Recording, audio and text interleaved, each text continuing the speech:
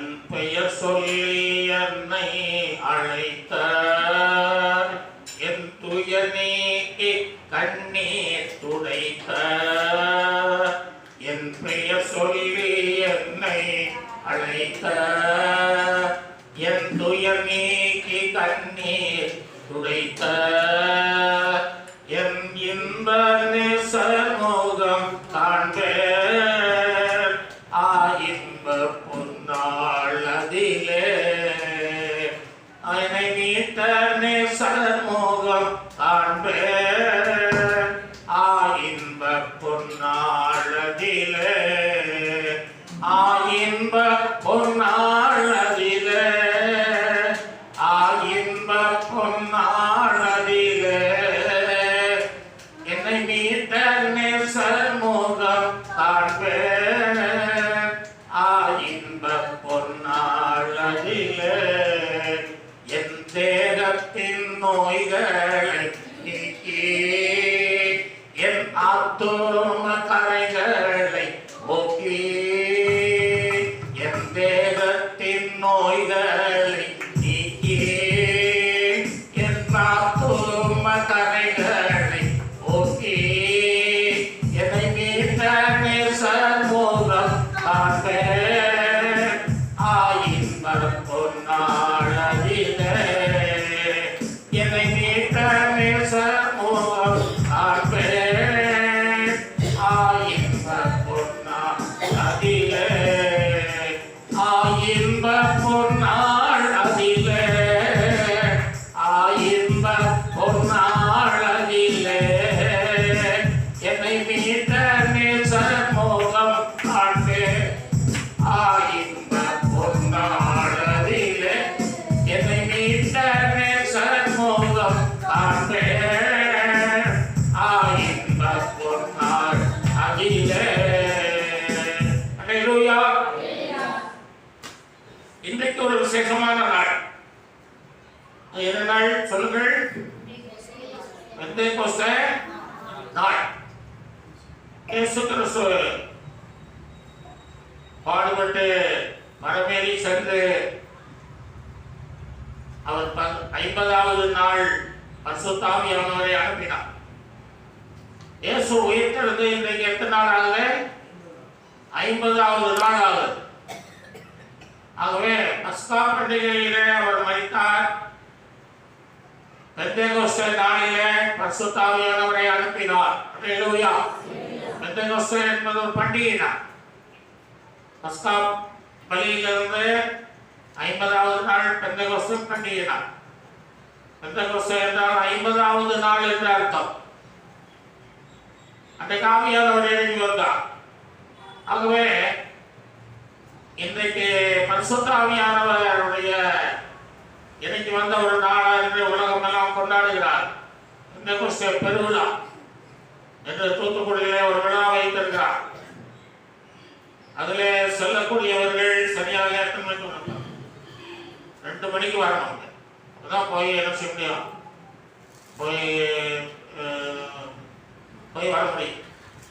எனவே சாப்பிட்டு நீங்க சீக்கிரம் வந்துருங்க, ஆராதனை சீக்கிரம் முடிக்கணும். கர்த்தர் உதவி செய்வாராக. அந்த பெந்தேகோஸ்தே பண்டிகை நாளாக இந்த நாளிலே பரிசுத்த ஆவியானவரின் 3 வித நிலைகள். பரிசுத்த ஆவியானவரின் அந்த ஒரே ஆவியானவரில் 3 நிலைகளை நாம் பார்க்க போகிறோம். அதை குறித்து இன்றைக்கு வாசித்த சங்கீதத்திலேயே நாம் வாசிக்க போகிறோம். சங்கீதம் 51 11 12 13 10 11 12. தேவனே சுத்த இருதயத்தை என்னிலே சிருஷ்டியும் இளைப்பரமான ஆவியை என் உள்ளத்திலே புதுப்பியும். உமது சமூகத்தை விட்டு என்னை தள்ளாமலும் உமது பரிசுத்த ஆவியை என்னிடத்திலிருந்து எடுத்துக்கொள்ளாமலும் இரும்.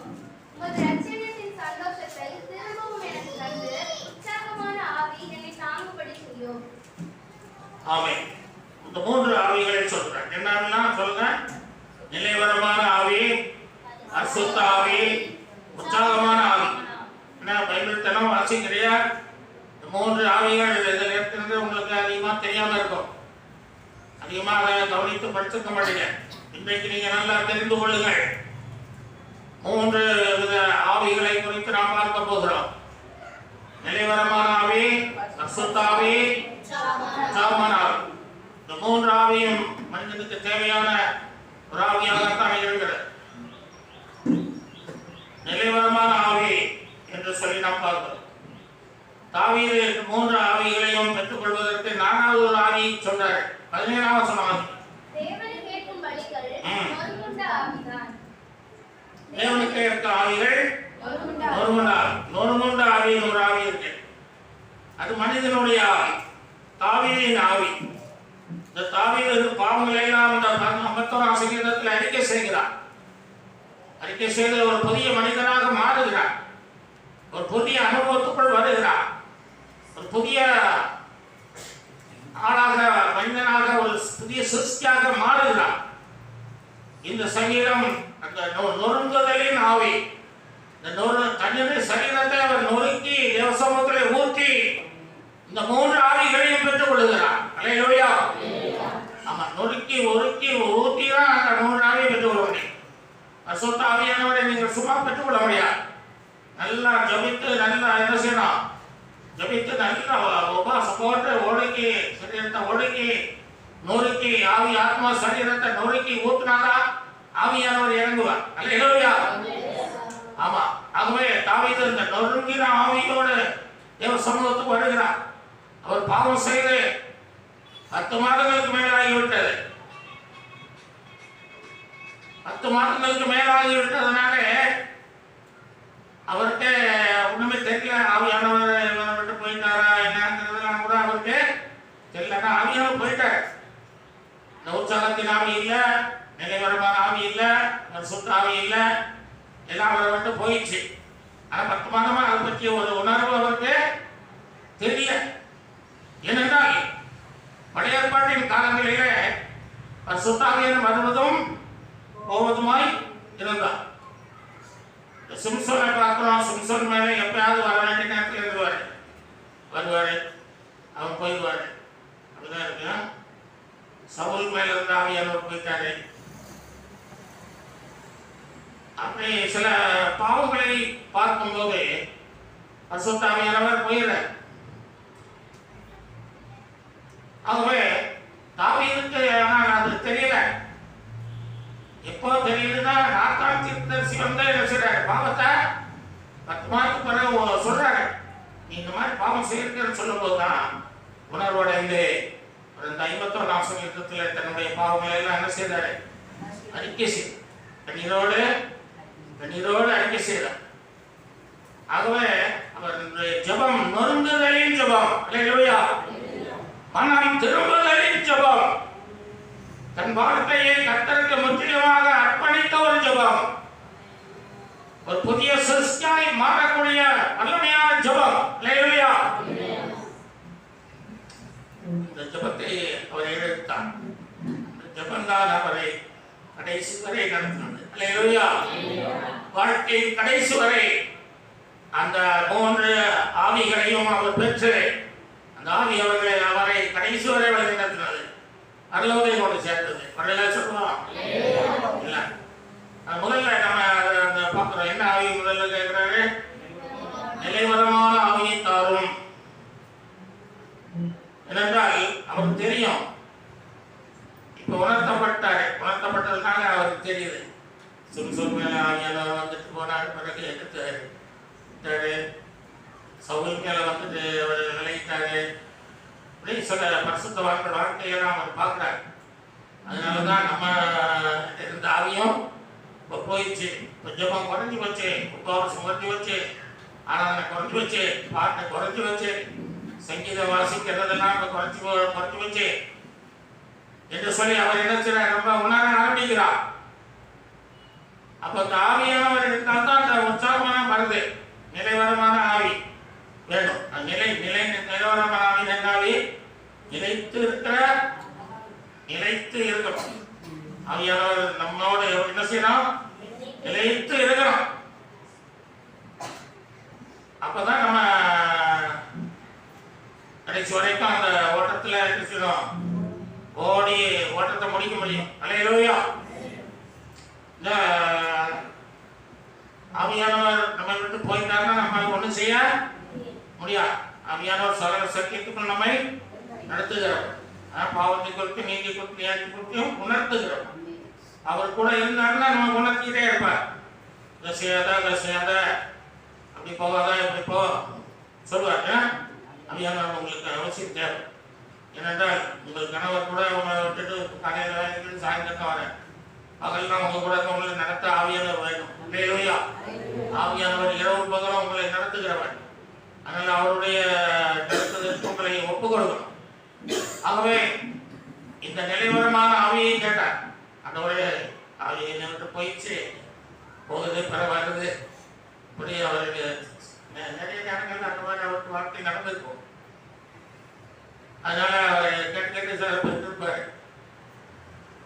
ஆனா இப்ப என்ன கேட்கிறாரு, நிலைத்து நோடு கூட இரவும் புகழும் தங்கியிருக்கிற ஆவியை எனக்கு தாங்க ஆண்டவரே. அப்பதான் நான் என்ன செய்ய மாட்டேன், பாவம் செய்ய மாட்டேன் அப்படின்ற அந்த ஆவியானவர் இல்லைனாலே நம்மளை சாத்தான சொல்ல ஈஸியா கட்டு கொடுப்போம், ஈஸியா பாவத்துக்குள்ள கொண்டு போயிருக்கோம். பாவத்துக்கு காரணம் பிசாசு. பிசாசுக்கு நம்ம ஒரு பேர் பண்ணிக்கலாம். என்ன பேர் வைக்கலாம்? திருடல். பிசாசுக்கு என்ன பேர்னா திருடல் என்று ஒரு பெயர் நம்ம வைக்கலாம். ஏன்னா பிசாசு திருடிடுறான். என்ன செய்யறான்? திருடிடுறான். இந்த தாவீது கேட்கிறார், தேவனை சொத்து எழுதிட்டு சக்தியும் சுத்த ஆண்டவர் கொடுத்துருந்தா எழுதியாம தான் சாத்தா திருடிட்டு போயிட்டான். இப்ப சுத்த எழுதியத்தை சொல்றாரு. ரெண்டாவது என்ன சொல்றாரு? மேல என்ன சொல்றாருமா?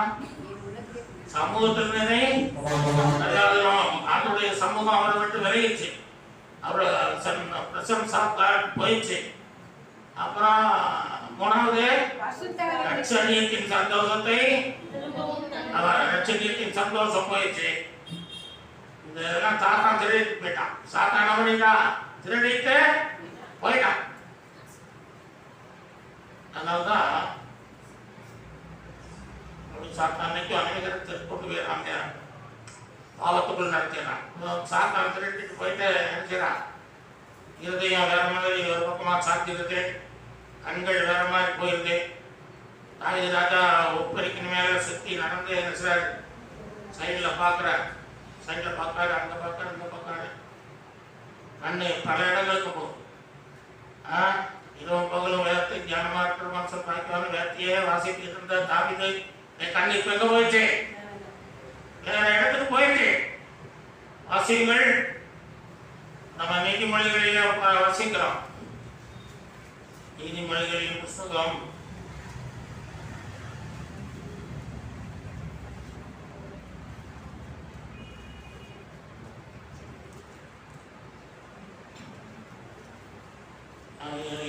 4:23 வாசிங்க.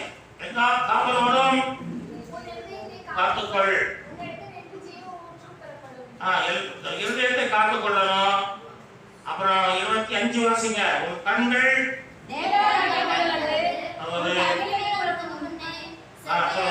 கண்கள் நேரம் பார்க்கணும்.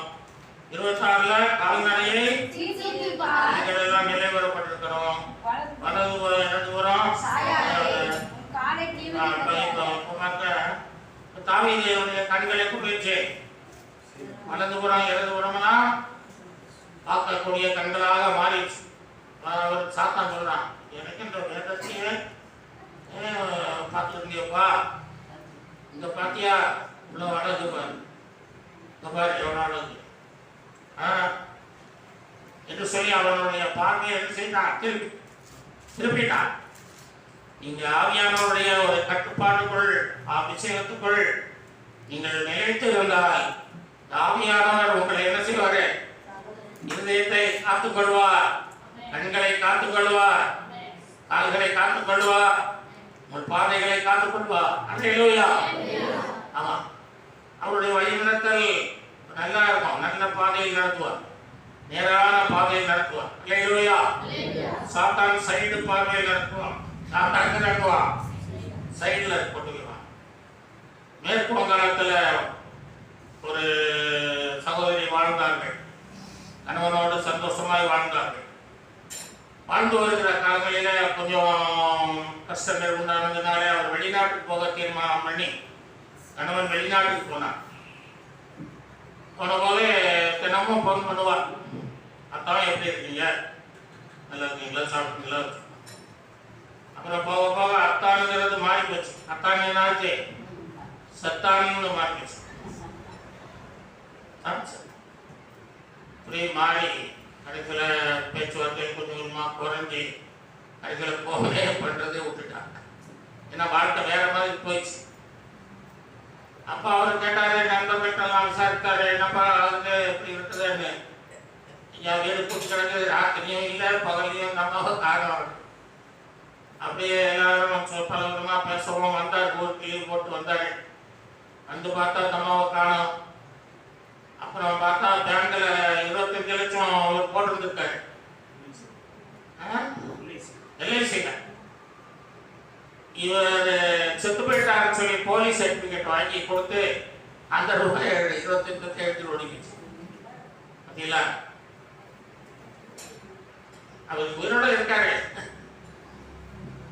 காசு கொடுத்தா எல்லாம் கிடைக்கும், எல்லாமே கிடைக்கும். காசு கொடுத்தா எல்லாத்தையும் வாங்கிடலாம். தாயின் தாப்பனை விட எல்லாத்தையும் வாங்கி காசு கொடுக்கலாம். இப்படி பரவாயில்ல போலீஸ் சொல்லி எல்லாம் அவங்களை கைது பண்ணி உள்ள வச்சிருக்கிறாங்க. ஆகவே ஆவியானவர் அதை நாம் பெற்றுக்கொண்டால், நிறைவாரமான ஆவியை பெற்றுக்கொண்டால் நாம் நிலைத்து கிறிஸ்துவில் நிலைத்திருக்க முடியும். அல்லேலூயா. சாத்தான் பாவ சிந்தைகளை கொண்டு வருகிறான், பாவ எண்ணங்களை கொண்டு வருகிறான், உலகத்தை கொண்டு வருகிறான். ஆகவேதான் 1 தெசலோனிக்கேயர் 5:19 வாசிக்கிறோம், பரிசுத்த ஆவியை அவித்து போடாதீர்கள் என்று சொல்லப்பட்டிருக்கு. பரிசுத்த ஆவியை அவித்து போடக்கூடாது. தாவீது அவித்து போட்டுட்டார். பவுல் சொல்லுகிறார் தீமோத்தேயுக்கு, உனக்கு ஆண்டவர் தந்த வரத்தை அண்ணால் மூட்டி எடுப்பு, அண்ணால் மூட்டுங்கிற. ஆகவே சாத்தான் அவித்து போட்டார் ஆவியானவரை. ஆகவே பலவிதமான பாவங்களுக்கு இடம் கொடுத்து அதை சில கஷ்டங்கள், நஷ்டங்கள், பாடுகள் அவர் கொண்டது என்று பார்க்கிறோம். எபேசியர் 4:27 வாசிக்கிறோம், பிசாசுக்கு இடம் கொடாமலும் இருங்கள். ஆதியாகமம் 6:3 வாசிக்கிறோம், என் ஆவி என்றைக்கும் மனிதனோடு போராடுவதில்லை. ஆவியானவர் 2-3 தடவை நம்மை போராடுவார். சரியில்லை சரியில்லை இப்போ சொல்லுவார். ஆனா என்றைக்கும் போராடிட்டு இருக்க மாட்டோம். ஆமா. ஆகவே நம் ஜாக்கிரதையா இருந்து மனம் திரும்பி பரிசுத்தமாக வாழ வேண்டும். கலாத்தியர் 5:16 வாசிக்கிறோம், ஆவி கேட்டபடி நடந்து கொள்ளுங்கள், அப்பொழுது மாம்ச இச்சைகளை நிறைவேற்றாது இருப்பீர்கள். கலாத்தியர் 6:8 சொல்லப்பட்டிருக்கிறது, மாம்சத்துக்கு விதைக்கிறவன் மாம்சத்தினாலே அழிவை அறுப்பான், ஆவிக்கென்று விதைக்கிறவன் ஆவியினாலே நித்திய ஜீவனை அறுப்பான் என்று சொல்லிப்பார். ஆகவே தாவீது உணர்ந்தான், ஆவியானவர் நம்மேல் இல்லை என்பதை உணர்ந்து அதை ஆண்டவரிடத்தில் கேட்டார். ஆகவேதான் ஆண்டவர் நிலைத்திருக்கிற ஆவியை கேட்டார். நீடூழியாய் நிலைத்திருக்கிற ஒரு ஆவியை நாம் பெற்றுக்கொள்ள வேண்டும். நிலைத்து நீடிய காலமாய் மரிக்கும் வரை என்னோடு இருந்தனை நடத்தி பரலோகத்தில் கொண்டு செல்லும் என்று சொல்லி அவர் ஜெபிக்கிறார். அப்ப தேவன் அந்த ஜெபத்தை கேட்டு அவருக்கு அந்த நிலைவரமான ஆவியை கொடுத்தார். அல்லேலூயா. ஆகாய் 2:5 வாசிக்கிறோம், நான் உங்களோடு உடன்படிக்கை பண்ணின வார்த்தையின்படியே என் ஆவியானவர் உங்களின் நடுவில் நிலை கொண்டிருப்பார், பயப்படாதீர்கள் என்று ஆண்டவர் சொல்லுகிறார். ஆவியானவர் உங்கள் நடுவில் நிலை கொண்டு இருப்பார், நிலைத்து இருப்பார். நீங்க பயப்படாதீர்கள். ஆவியானவர் உங்கள் நடுவில் என்ன செய்வாரு? இருப்பா. உங்கள் உள்ளத்தில் இருப்பா, உங்கள் இல்லத்தில் இருப்பா, உங்கள் குடும்பத்தில் இருப்பா, உங்களோடு நிலைத்து இருப்பா. என் வருகை வரைக்கும் நிலைத்து இருந்து என் வருகையிலே உங்களை மறுரூபப்படுத்தி மாசற்ற பிள்ளைகளாய் மகிமையிலே கொண்டு சேர்ப்பா. அல்லேலூயா. ஆகவே ஏசாயா 59:19 வாசிக்கிறோம், சத்துரு வெல்லும்போது வரும்போது கர்த்தருடைய ஆவியானவர் விரோதமாய் சொல்லி பார்க்கிறோம். ஆண்டவர் அந்த சர்வாபேலுக்காக பேசும்போது சொல்லுகிறார், 16 ஆண்டுகளாக அந்த ஆலயம் கட்டப்படாமல் இருந்தது. அப்போ பலத்தினாலும் அல்ல, பராக்கிரமத்தினாலும் அல்ல. 16 ஆண்டுகள் கட்டப்படவில்லை. பலத்தினாலே கட்டப்பட முடியல, பராக்கிரமத்தினாலே கட்டப்பட முடியல. என்னுடைய ஆவியினாலே அதை கட்டி முடிக்கப்படும். அல்லேலூயா. ஆவியானவர் தான் எல்லாவற்றையும் நமக்காக செய்கிறவர்.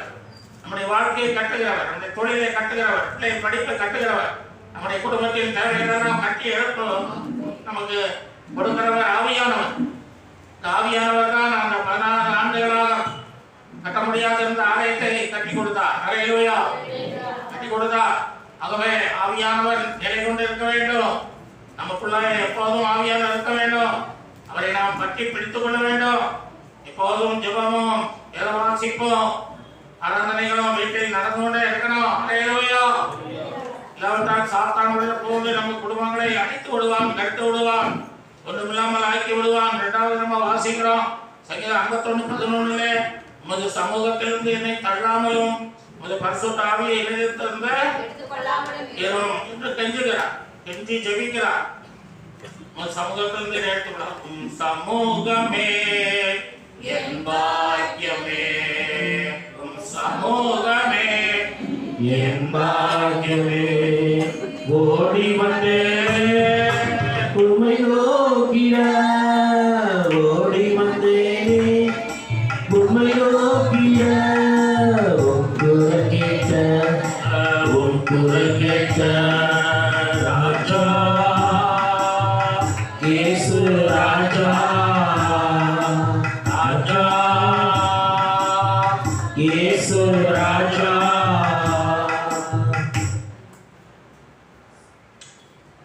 சமூகத்தில் இருந்து உங்களுடைய பிரசன்னம் எனக்கு வேணும் என்று அவர் ஜெபிக்கிறார். சமூகத்தில் இருந்து தள்ளிடாதீங்கப்பா, என்னை ஒதுக்கிறாங்க, ஓரம் கட்டிடாதீங்க, சமூகம் எனக்கு எப்போதும் வேணும். மோசையும் அதை விரும்பினார். உடைய சமூகம் எனக்கு முன்னே போகாதிருந்தால் நான் போக மாட்டேன் என்று அவர் ஆண்டவரோடு சட்டு பண்ணார். ஆகவே தேவ சமூகத்தை பரிசுத்தவான்கள் விரும்பினார். நாமும் தேவ சமூகத்தை விரும்ப வேண்டும். நாம் ஜெபிக்கிற முட்டி போட்டு நீங்கள் ஜெபிக்கும் போது அந்த இடம் தேவ பிரசன்னம் அங்கே இருக்கிறது. அல்லேலூயா. ஆமா, அதுதான் தேவ பிரசன்னம் இருக்கிற இடம். தேவ சமூகம் அங்கே இருக்கும். வேத வாசித்தால் தேவ சமூகம் அங்கே இருக்கும். அல்லேலூயா. நீங்க ஆராதித்தால், பாட்டு படித்தால் அங்கே தேவ சமூகம் இருக்கும். அவருடைய தேவ சமூகத்தை எப்போதும் நாடுங்கள். அல்லேலூயா. உடைய சமூகத்திலே எனக்கு என்ன கிடைக்கும்? நித்திய பேரின்பம். நித்திய பேரின்பம் உண்டு, ஆனந்தம் உண்டு என்று தான் சங்கீதம் சொல்றாரு. ஒரு சந்ததி உண்டு, அது உடைய சமூகத்தை எப்போதும் தரிசிக்கும். அல்லேலூயா. அவரை தரிசிக்கிற ஒரு சந்ததியா நம்முடைய சந்ததி இருக்கிறோம், நம்முடைய பிள்ளைகள் இருக்கிறோம், யோனத்தான் 8 வருஷம் அமெரிக்காவில் ஒருத்தர் இருந்தார். அவரு 1860ஆம் ஆண்டிலே வாழ்ந்திருக்கிறார். அவருடைய சந்ததியார் இன்றைக்கு இருக்கிறார்கள். அதை ஒருவர் கணக்கெடுத்து போட்டிருக்கிறார். கணக்கெடுத்து போட்டதில் அவங்க வந்து இதை விடாமல் பைபிள் வாசிக்க, ஜெபிக்க, பிள்ளைகளுக்கு அவருக்கு நிறைய பிள்ளைகள் எல்லாரும் ஆண்டவரை பற்றி சொல்ல, இப்படியே தங்கள் காலங்களே புருஷன் மனைவியும் செய்துகிட்டே இருந்திருக்கிறாங்க. வேலையின் மத்தியிலே அதெல்லாம் ஒழித்து செய்துட்டே இருக்காங்க, குடும்பத்துக்கு சொல்லிகிட்டே இருக்கிறாங்க. இப்போ கணக்கெடுத்து பார்த்ததுல அவங்க குடும்பத்தில் 3 பேர் ஜனாதிபதிக்கு உதவி ஜனாதிபதியாக 3 பேர் இருந்தாங்களாம். எப்படி குடும்பத்தை அப்படி எப்படி உயர்த்திருக்காரு பாருங்க. குடும்பத்தின் பிள்ளைகள், பேர பிள்ளைகளை, அவங்க சந்ததிகளை உயர்த்துக்கிறார் அவங்களோட ஜெபத்தினால. அவங்க 3 பேர் ஜனாதிபதி, உதவி ஜனாதிபதியாக இருந்திருக்கிறாங்க. 16 பேர் கலெக்டர்களாக இருந்திருக்கிறாங்க. 210 பேர் போலீஸ் அதிகாரிகளாக இருந்திருக்கிறாங்க. இப்படி அவங்க அந்த குடும்பத்தை பற்றி ஒரு உயர்ந்த ஒரு கணக்கு சொல்லப்படுகிறது. பிள்ளைகள்லாம் அப்படின்றாங்க. அதே இடத்துல மேத்யூ ஜோக்ஸ்னு ஒருத்தர் இருக்காரு. அவர் இவங்களை கைது கொண்டு வரான். என்னப்பா எப்போ பார்த்தாலும் பைபிள் படிச்சுட்டு இருக்கிற, எப்போ பார்த்தாலும் நீ இந்த மாதிரி இருக்கிற, கோயிலுக்கு கூட போயிட்டு. அவருடைய குடும்பத்தில் பார்த்தா எல்லாம் திருடர்களாக இருக்காங்களா, நிறைய பேர் ஜெயிலில் இருக்கிறாங்க. அப்படியே இருப்பாங்க. அவ்வளவு மோசமான ஒரு சாட்சி பற்றிலாம். ஆனால் தேவனுடைய பிள்ளைகள், தேவனை சார்ந்து ஜீவிக்கிற பிள்ளைகள், தேவனை நம்பி ஜீவிக்கிற பிள்ளைகள், வேதத்தை வாசிக்கிறவர்கள், தேவனை ஆராதிக்கிற பிள்ளைகள் உயர்ந்த இடத்துக்கு வருகிறார்கள், மேலாக வைக்கப்படுகிறார்கள். அவை நம்முடைய காலங்கள் மாறி போனாலும் கூட பிள்ளைகள் காலங்களிலே பிள்ளைகளை கைத்தர் உயர்த்தி வைப்பார். ஹல்லேலூயா. அவர் நம்முடைய சட்டங்களை மேன்மையாக வைப்பார். ஆவியானவர் நம்முடைய குடும்பங்களை நடத்துவார். பரிசுத்த ஆவியானவரை நாம் பெற்றுக்கொள்ள வேண்டும். தாவீதோடு இந்த ஆவியானவர் விலகினது அவருக்கு தெரியல. அப்புறம் தான் அவர் உணர்கிறார். நாமும் நிறைய நேரங்கள்ல ஆவியானவரை விட்டு விடுகிறோம், அது தெரியல. ஆனால் தேவ சமூகத்தில் நீங்கள் உட்கார்ந்து இருக்கும்போது உங்களுக்கு ஆவியானவர் இருக்காருன்னு தெரியும். ஹல்லேலூயா. தெரியும். அவங்க நியாயவிதிகள் 16:20 வாசிக்கிறோம். அவன் நித்திரை விட்டு விழித்து கர்த்தர் தன்னை விட்டு விலகினதை அறியாமல் எப்போதும் போல உதறி போட்டு வெளியே போவேன் என்றார். இந்த சிம்சோன் என்ன செய்யறான்? பாவங்களை ஏராளமாக செய்கிறான். ஆனாலும் ஆண்டவர் அவனை விட்டு விலகி விடுவாருங்கிறது அவனுக்கு தெரியல. அவன் ஆண்டவரை கொஞ்சம் அற்பமா நினைக்கிறான். ஆண்டவருக்கு நம்மளை விட்டு வேற யாருக்கா அந்த மாதிரி ஒரு கேட்டான் அவன் நினைப்பான்னு நினைக்கிறேன். அப்போ அவன் அப்படி நினைத்து கொண்டு இருக்கும்போது ஆண்டவர் அவனை விட்டு போயிட்டாரு, ஆவியானவர் போயிட்டாரு. எப்போது போல என்ன செய்யறான்? பெலிஸ்தர் வந்து சொல்லவும் எந்திரிக்கிறான். எந்திரிச்சா அவனால எந்திரிக்க முடியல, எந்திரிச்சு நிற்க முடியல, பொத்துன்னு விழுந்துட்டான். உடனே பெலிஸ்தர்கள் ஓடி வந்து அவனை பிடிச்சி கண்ணை என்ன செய்றாங்க? கண்ணை தோண்டி எடுத்துட்டாங்க. 2 கண்ணையும் தோண்டி எடுத்துட்டாங்க. எடுத்து கிடந்து போட்டு அவனை ஒடுக்கி காசாப்பட்டு கொண்டு போயிட்டாங்க. அப்போ அவனை கண் கழினால தான் அவன் நிறைய பாவங்களை செய்யறான் இல்லையா? அதான் உன் கண் நேராய் நோக்க கடவுது. நீதிமொழிகள் 23:26 வாசிக்கும் போது ஆண்டவர் இந்த கண்ணை கேட்கிறார். வாசிங்க. என் மகனே, இருதயத்தை எனக்கு தா. உன் கண்கள் என் வழிகளை நோக்குவதாக. உன் கண்கள் என் வழிகளை நோக்குவதாக. இருதயமும் கண்ணும் மனிதனுக்கு ரொம்ப முக்கியமான ஒரு அவயவமா இருக்கு. 2 இல்லாம வாழ முடியாது. அதனால 2ஐயும் ஆண்டுட்டாங்க. அதை என்ன கொடுத்துருப்பாங்க, அவனைய அழகா ஆசீர்வாதமா நடத்து வருகிறார். அப்ப சிம்சோன் அதை அறியாமல் அவன் என்ன செய்யறான்? வாழ்ந்ததுனாலே கண்கள் எல்லாம் போயிட்டு அவன் மாவரைக்கிறவனாக காசாப்பட்டினத்திலே வேடிக்கைக்குள்ளாக அவனை கொண்டு நிறுத்தினார்கள். வேடிக்கை பொருளாய் மாற்றினார்கள் என்று பார்க்கிறோம். எனவே நாம் ஜாக்கிரதையா இருக்கணும். பரிசுத்த ஆவியை நாம் துக்கப்படுத்த கூடாது. எபேசியர் 4:30 வாசிக்கிறோம். நீங்கள் மீட்கப்படும் நாளுக்கு இந்த முத்திரையாக பெற்ற தேவனுடைய பரிசுத்த ஆவியை துக்கப்படுத்தாதிருங்கள். துக்கப்படுத்தாமல் இருக்கணும். எப்படி நாம் துக்கப்படுத்தாமல் இருக்கணும்னு கேட்டா அதுக்கு 22 சொல்ற, பழைய மனுஷனை கடைந்து போடுங்கள். பழைய மனுஷனை கடைந்து புதிய மனுஷனை பெற்றுக்கொள்ளணும். 23 புதிய ஆவியை பெற்றுக் கொள்ளுங்கள். 24 தேவ சாயலில் செத்து கேட்ட புதிய மனுஷனை பெற்றுக் கொள்ளுங்கள். 25 பொய் பேசாதிருங்கள். 26 கோபம் எரிச்சல் கூடாது. 27 பிசாசு இடம் கொடாதிருங்கள். 28 திருடாதிருங்கள். 29 கெட்ட வார்த்தை பேசாதிருங்கள். 29 கெட்ட வார்த்தை பேசாதிருங்கள். 30 துக்கப்படுத்துவதனாலே நீங்கள் துக்கப்படுத்துவதனாலே தேவனுடைய வருகையில காணப்பட முடியாமல் போய்விடும். இதெல்லாம் நீங்க இதான் துக்கப்படுத்துறது.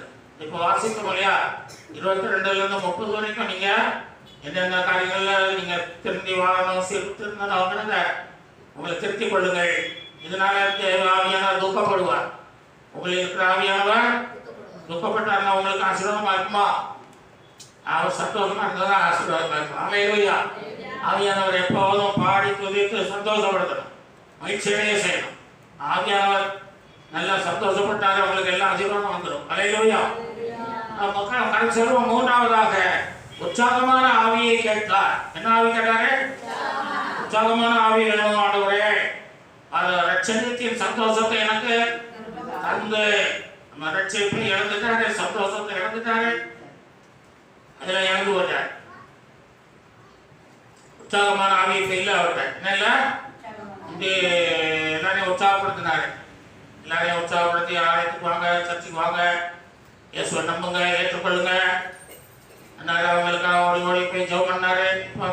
என்ன இல்லை, உற்சாகம் இதை குறைஞ்சி வச்சு, உற்சாகம் குறைஞ்சி வச்சு,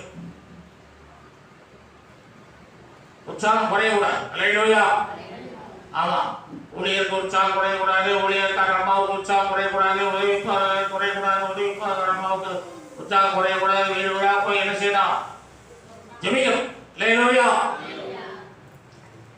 சில அந்த சிஎஸ்ஐல அவங்க ஐயர் இருந்தார், ரிட்டையர்ட் ஐயர். அவருக்கு ரிட்டையர்ட் கொடுத்து அதுக்கு மேலே நான் வெள்ளை வெள்ளையாக இருக்கும். அவர் இருந்தால் சோப்பாக இருப்பார், உதவிலாம் வெள்ளையாக இருக்கும், அங்கெல்லாம் வெள்ளையாக இருக்கும், கையெல்லாம் வெள்ளை வெள்ளையாக இருக்கும். ஆனால் அவர் நம்ம ஒரு மாதிரியே இருக்கிறோம், மக்கள் நம்மளை எதுவும் நினைப்பாங்கன்னு அவரை யோசிக்க மாட்டார். அவர் பாட்டுக்கு வந்து நாங்கள் லிங்கபுரம் காட்டிங்கிற இடத்துல இருந்தோம். அந்த டவுன்லேருந்து உள்ள வருவார், 2 கிலோமீட்டர் உள்ள வரணும். வந்து நடந்தே வந்து வெடுதான் சந்திச்சு வீட்டுக்குள்ளே போயிடுவார். உள்ள போயிடுவார். போயிட்டு ரொம்ப நல்லா இருக்கீங்களான்னு பாரு. என்ன யார் நீங்கள் யாருக்கா அப்படின்னா, ஏசாமி வந்துருக்கிறார், உங்களுக்கு ஆசீர்வாதம் அன்னைக்கு வரும் அப்படின்னு சொல்லிட்டு ஜெபம் பண்ணுவார். ஜெபம் பண்ணிட்டு அவர் நோட்டீஸ் கொடுத்துட்டு போயிடுவார். ஜெபம் இதே வயசாகிடுச்சு, ரொம்ப வயசானாலும் அவர் என்ன செய்கிறார், ஊழியத்தை செய்யும் போது எங்களுக்கே ஆச்சரியமா இருக்கும். இந்த வயசுல இந்த ஊழியம் செய்கிறார். அப்படியாக நாம உற்சாகத்தின் ஆவியினாலே நிறைய ஊழியம் செய்யணும். அல்லேலூயா. அதான் அவர் என்ன சொல்றாரு, 13 வாசிக்கும் போது 13ஆம் வசனத்துல என்ன சொல்றாரு?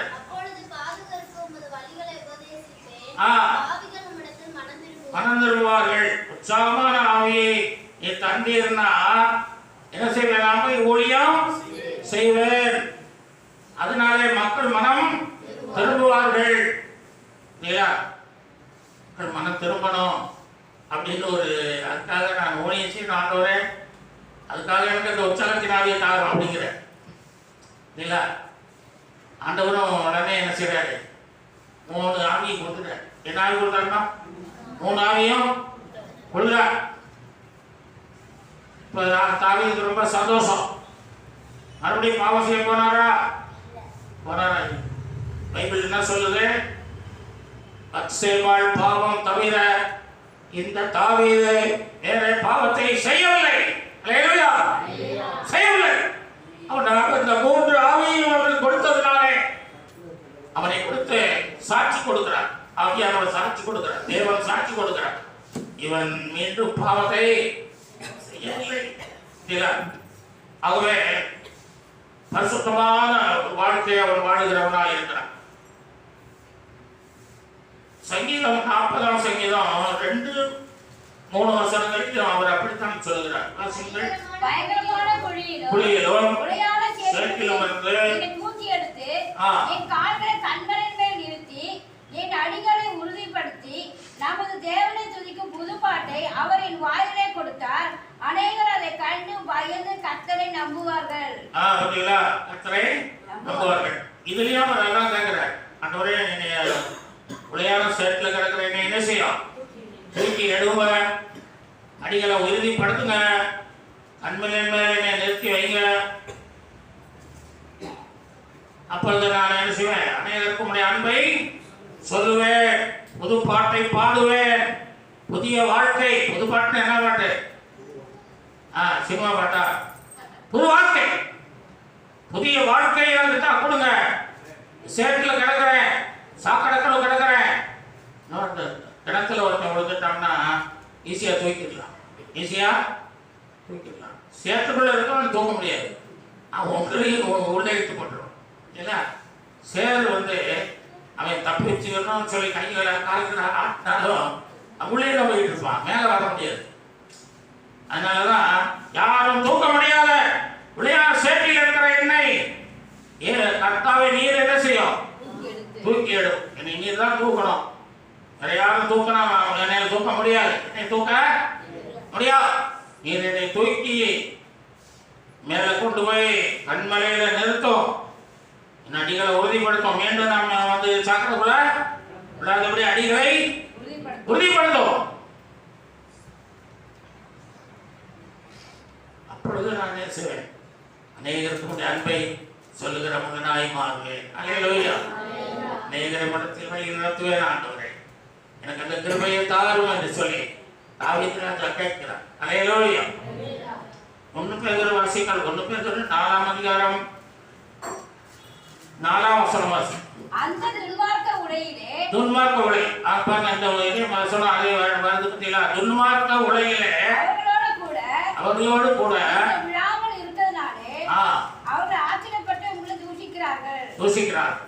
என்னடா நம்ம இப்படி வந்து பாவம் செய்யறோம், இந்த உலகத்தெல்லாம் அனுபவிக்கிறோம், இந்த ஜனங்க இயேசுன்னு சொல்லி ஒரு பாவத்தையும் செய்ய மாட்டேன்றானே சொல்லி நினைக்கிறாங்க.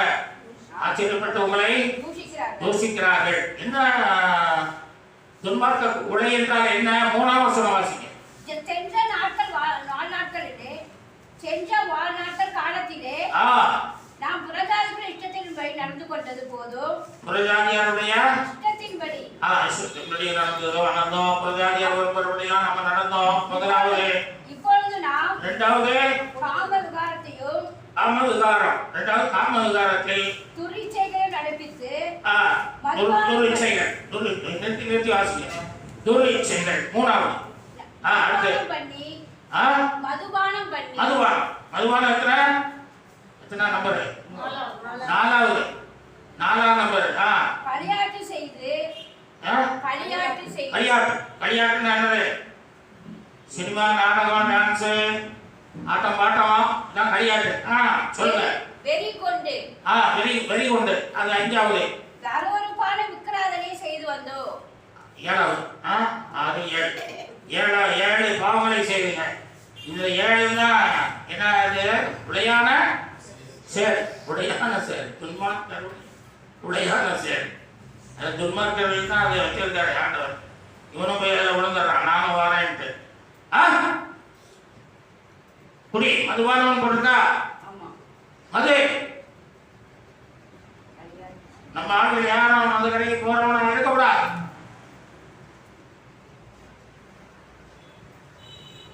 நம்ம ஆட்கள் நற்குணியா வச்சுனா பழைய குருடி கதவன் ரெடின்னு அங்க போறான். போடாது. இந்த பாம்பு இருக்கு பத்தியில, பாம்பை எதுக்காக நம்ம பாம்புக்கு பயப்படுறோம்?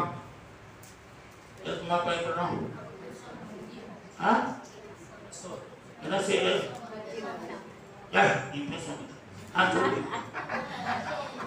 என்ன செய்யுது? கொத்துது. அதுக்கு விஷம் இருக்குங்கிற விஷம். பாம்புக்கு விஷம் இருக்கு. அதனாலதான் நம்ம என்ன செய்யறோம்? பாம்புகள்னா பயப்படும். இந்த பாம்பு வந்து உலகத்துல 2900 வகையான பாம்புகள் இருக்குதான். அது 10 அடி கொண்ட பாம்புகளும் இருக்கிறது, 25 அடி கொண்ட அனகோண்டா பாம்புகள் இருக்கிறது, 250 வகையான பாம்புகள், விஷம் அதிகமாக உள்ள பாம்புகள் 250 வகையான பாம்புகள். அது ஒரு கடி கடிச்சாலே செத்துருவானா? கடிச்சாலே அது செத்துருவான். போன வாரத்துக்கு ஒரு 10 நாளைக்கு முந்தைய டிவியில் போட்டான். ஒரு பாம்பு கடிச்சிட்டான் ஒரு மனுஷனை. உடனே செத்துப்படான். அவன் ஹாஸ்பிட்டல் கொண்டு போகிற வழியே செத்துப்பான். இப்போ நேரத்தை பிறந்தா ஒரு பொண்ணு தோட்டத்துக்கு வரா, ஒரு வாலிபுக்குள்ள ஒரு தேள் கொட்டியிருக்கு. அவளும் செத்து போயிட்டான். தேளும் ஒரு விஷம் உள்ளது இருக்கு. ஆகவே இந்த பாவம் என்பது ஒரு பாம்பு கொப்பாக இருக்கிறது. தாவீதின் வாழ்க்கையிலே இந்த பாம்பு போல, பாம்பு கடித்தால் செத்துறது போல தாவீதின் குடும்பம் அழிக்கப்படுகிறது. தாவீதின் குடும்பம் ஒன்றுடா என்ன செய்யுது? சாகுது. தாவீதுக்கு 16 பிள்ளைகள் இந்த வேதம் சொல்லுகிறது. 16 பெற்று பெருவாழ் வாழ்வுன்னு சொல்றான். வாழ்வுன்னு அவன் 16 பிள்ளைகள்ல எல்லாம் சாக கொடுக்குறான். அவன் அதோனியா செத்து போயிடறான், அப்சலோம் செத்து போகிறான், அம்னோன் செத்து போகிறான். தாமார் வாழ்க்கை முடிஞ்சு போது அவன் குடும்பத்தில் பல போராட்டங்கள், அழிவுகள், பொறாமைகள், போட்டிகள், துன்பங்கள். தாவீது பயம் வந்துருச்சு. அப்சலோமுக்கு பயந்து ஓடுற, ஒரு மனிதனுக்கு பயந்து தன் மகனுக்கே பயப்படுறாரு. பத்தில ஏன்? பாவம் செய்ததுனால. பாவம் செய்ததுனால. பாவத்தினாலே சாபம் வரும். என்ன வரும்? சாபம் வரும். அது கடைசியில் வந்துட்டு இருக்கோம். ஏன் நம்ம ஒரு பாவம் செய்ய எல்லாத்தையும் அறிக்கை செய்து விட்டுட்டோமே அப்படின்னு நம்ம நினைக்கிறோம். அது சாபமா மாறி அது வந்துட்டு இருக்கோம். அது ஒரு பக்கம் வந்துட்டு இருக்கோம். தாவீது கோலியாத்தை பார்த்து பயப்படல. கோலியாத்தை பார்த்து எதுல ஏய் நாயே உன்னை இன்னைக்கு அடிச்சு ஒரு தலையை எடுத்துறா அப்படின்னு போறான். இஸ்ரவேலர்களும் பயப்படுறாங்க, சவுல் பயப்படுறாங்க, ராஜா பயப்பட போறான். காரணம் ஆவியானவர் அவனுக்குள்ள நிலைத்து இருந்தார். அல்லேலூயா. நிலைத்து இருந்ததுனால தைரியமா போறான். இப்ப ஆவியானவர் போயிட்டதுனால இப்ப என்ன செய்யறான்? ஒரு தனி மனிதனுக்கு பயந்து சிங்காசனத்தை விட்டு எழுந்து காலில் செருப்பு கூட போடாம சுவரை தாண்டி விழுந்து அவர் காட்டு பக்கமாக ஓடுகிறார். காட்டு பக்கமாய் ஏன் காரணம் என்ன? பாவம். அல்லேலூயா. பாவத்தினாலே பயம் வரும், திகில் வரும், நடுக்கம் வரும். பாவம் செய்த மனிதனுக்கு நிம்மதி இருக்காது. வீட்டிலேயே அந்த பாவத்தினாலே அவனை இருக்க விடாது. எங்காவது ஓடி போயிரு, தப்பிச்சு போயிருந்தா அவனுக்கு சொல்லிக்கிட்டே இருக்கும். அதனால அவன் எங்கே இருக்க விடாங்க, நிலையான ஒரு இடத்துல இருக்க மாட்டான். பாவம் எந்த மனிதனுக்கும் அவன் நிகழ்ச்சியை தான் கொண்டு வரும். அவனை உருப்படியாக வாழ விடாது. தாவீதுக்கு அங்க எவ்வளவு அடி கிடைக்குது பாருங்க. அவன் வைத்திருந்த 10 மறுமணியாட்டிகள் இடத்துல அடக்கவன் பிரவேசிக்கிறான். அப்படியாக 6 மாதம் காட்டில் சிங்காரத்தை விட்டு காட்டில் போயிருக்கார். பாவத்தினாலே பல அழிவுகள், பல விஷங்கள் குடும்பத்தில் என்ன செய்யும்? வரும் விஷங்கள், விஷம் உண்டாகும், அழிவுகள் உண்டாகும், செழிப்பு போயிடும், எல்லா ஐஸ்வர்யமும் போயிடும், தரித்திரம் வந்துடும். எனவே பாவத்தை செய்யக்கூடாது. அல்லேலூயா. பாவத்தை கண்டால் நாம் எப்படி ஓடுகிறோமோ அதுபோல பாவத்தை கண்டால் நாம் ஓடி தப்பித்துக் கொள்ள வேண்டும். அல்லேலூயா. ஆமென். பாவத்தை மன்னிக்க இயேசு இந்த உலகத்தில் வந்தார். அவர் இயேசு என்று பெயரிடுங்கள், சகல பாவங்களையும் நீக்கி நம்மை சுத்திகரிப்பார். அல்லேலூயா. ஆகவே அவருக்குள்ளாக நாம் ஓடி வந்து விட்டால் பாம்பு நம்மை தொட முடியாது. அல்லேலூயா. ஆகவே பாவமாகிய பாம்பு உங்களை விரட்டி வரும் பொழுது இயேசுவுக்குள் ஓடி விடுங்கள். அவருடைய ஆவியை பெற்றுக் கொடுங்கள். அவருடைய ஆவியானவர் உங்களுக்கு அவளை இறைசுவார், சகல சத்தியத்துகளும் நடத்துவார், உங்களை பாதுகாப்பார். தனி ஜெபம் தனி மனிதனை பாதுகாக்கும். அல்லேலூயா. தனி மனிதனை, தனி ஜெபம் தலையை உயர்த்தும். அல்லேலூயா. எனவே ஜெபத்தை விடாமல் செய்யுங்க. இந்த 3 ஆவியையும் தாவீதுக்கு கொடுத்ததுனால அவர் கடைசி வரை தேவ சுத்தம் செய்து தன்னுடைய வாழ்க்கையை சந்தோஷமாய் ஓடி முடித்தார். அல்லேலூயா. நாமும் கர்த்தருக்குள் நித்திய ஆவியை பெற்று நித்தியமாய் வாழ அவர் நமக்கு அனுக்கிரகம் செய்வாராக. ஆமென். கர்த்தரை ஆசீர்வதிப்பாராக. கலந்து சுத்தமாக எழுந்திருப்போம். அப்பா பிதாவே, அன்பான தேவா, அருமை இரட்சகரே, ஆவியானவரே, எங்கள் அப்பா பிதாவே, அன்பான